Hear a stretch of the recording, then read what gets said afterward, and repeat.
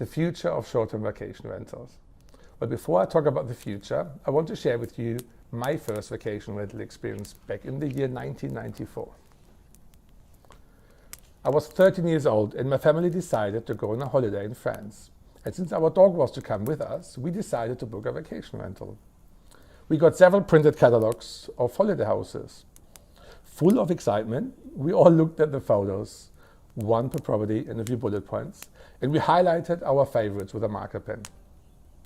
My parents then faxed all the highlighted pages to the agency, and a few days and faxes later, we booked a beautiful house in Brittany. After a long drive, we arrived at the house. However, we realized that the keys were with the owner in the village close by, so we took a detour to pick them up. Remember, back then there were no mobile phones and emails, so we couldn't communicate in between. The house was fantastic, and you can see me and my little brother looking out of the window in the photo. It was amazing. However, whenever there was an issue, we ended up driving to the owner, trying to communicate with hands and feet to explain the issue and ask for help, since nobody spoke the other's language. There was nothing back then like a same-day fix or repair. This is how you booked an experience of vacation rental 25 years ago, and a lot of you would have had a similar experience. Now, when we look into the evolution of short-term rentals, we know that people have been renting properties to stay for a holiday trip for a long time. Vacation rental houses are simply perfect for these family trips. However, in the year 2008, something happened that significantly changed this industry, and we will look into this in more detail to understand what happened and why it had such a big impact, creating one of the fastest growing industries of the last decade.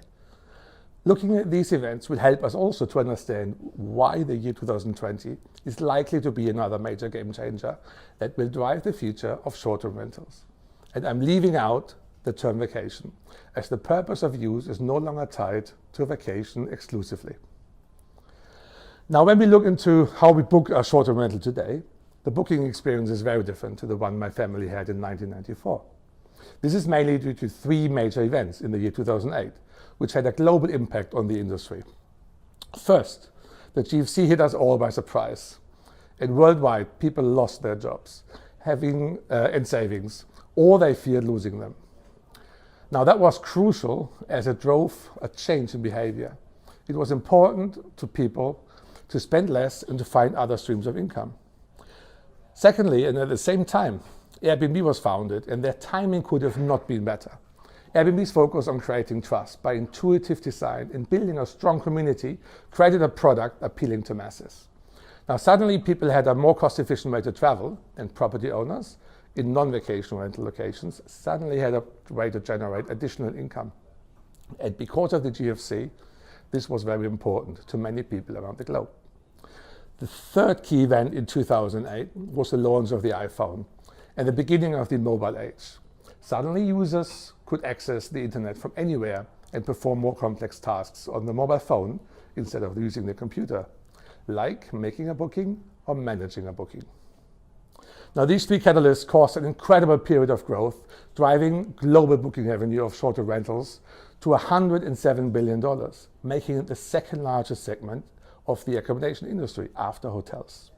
To Airbnb became a verb, and other booking platforms like Booking.com, Expedia, or HomeAway placed an extraordinary focus to better advertise this industry to their user base.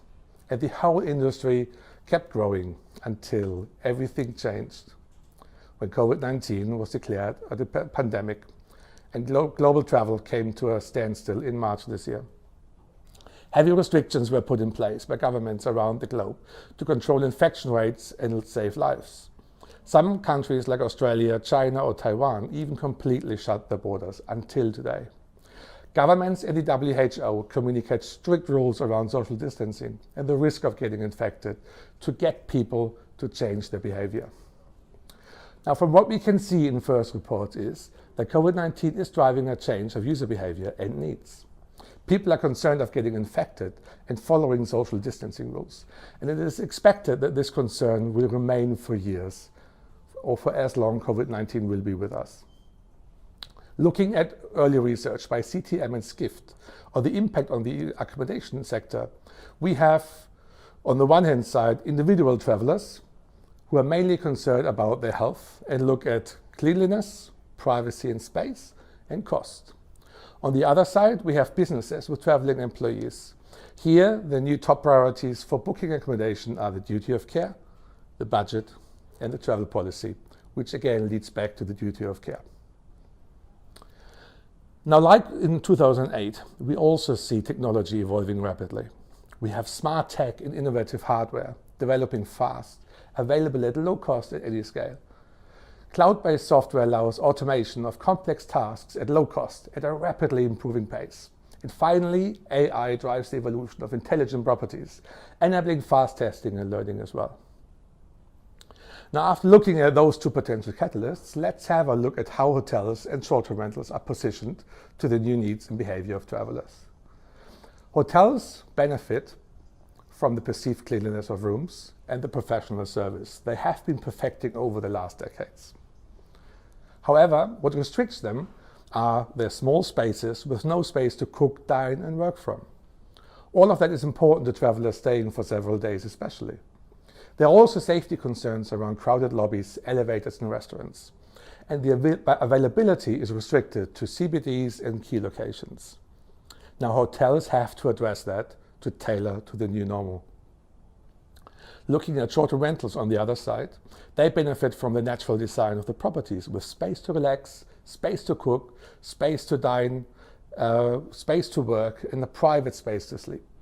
Shorter rentals are also spread around large areas, allowing you to book a place as close as you can to your final destination, minimizing your need of taking public transport or any other exposure to crowds. Now, the downside of short-term rentals is also clear.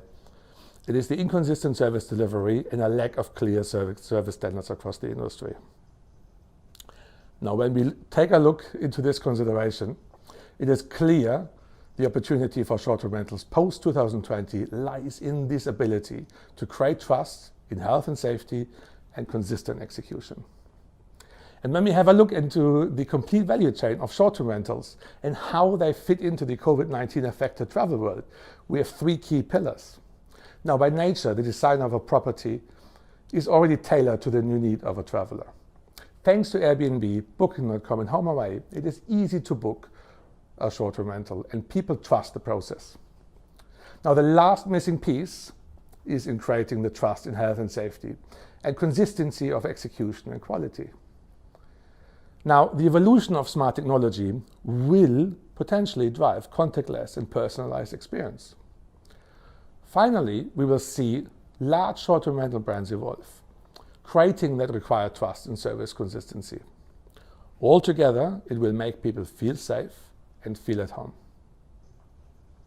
When we look again into the evolution of short-term rentals, we know that before 2007 it was a very scattered industry.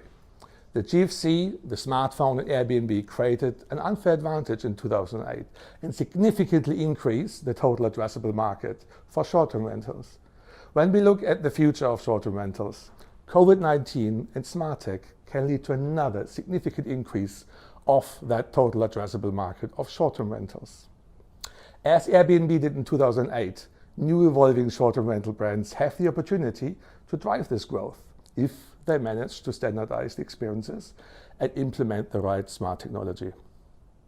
Now, today I started with a story about my first short-term rental experience, and I want to end with my daughter's experience in 2024. Coco joined a new 3-month project in Melbourne and got inspired on social media of where she wants to stay. Now, Made Comfy knows her needs and wants, so she books the recommended property in her app. 30 minutes later, she's checking in, using her phone as the key. She's digitally welcomed by the apartment and asks about any changes to her schedule, and she confirms her food order for the week. She sits on the couch, her laptop connects automatically with Wi-Fi, and Coco starts a video chat with her new team. Coco arrived in the future of short-term rentals, feeling safe and feeling at home.